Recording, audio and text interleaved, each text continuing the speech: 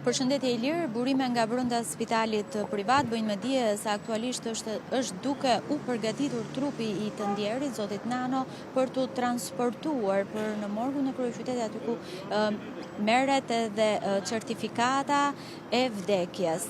Presim që të dalë nga momenti në moment për të vazhduar më tej të gjitha procedurat që familja e zotit Nano do të ndjek edhe për ceremoninë e varimit. Vlen të theksohet ti bëre një rezume të jetës së Fatos Nano si ish kryeministri të Shqipërisë, ndërkohë unë do të bëj një rezume shumë të shkurtër të sëmundshmërisë së tij prej dy viteve të fundit. Në fakt zoti Nano ka patur her pas here problematika të rëndësishme shëndetësore që lidhen me shëndetin e mushkërive.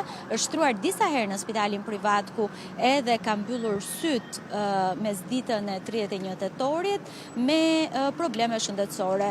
Herën e fundit ai nuk mundi të mbijetoj arrestit kardiorespirator që psoi në shtëpinë e tij në datë 9 tetor për të përcjell më pas menjëherë nga ekipet e autoambulancës dhe mjekëve të spitalit privat në brendësi të spitalit në terapinë intensive ku ka qëndruar për 22 ditë dhe i është dhënë mjekimin i nevojshëm. Pavarësisht trajtimit dhe ekipeve multidisiplinare edhe nga jashtë vendit që bën përpjekje për ta rikthyer në jetë, ato mundën vetëm të rikthejnë zemrën për 22 ditë, e cila edhe ajo sot pati rrahjet e fundit.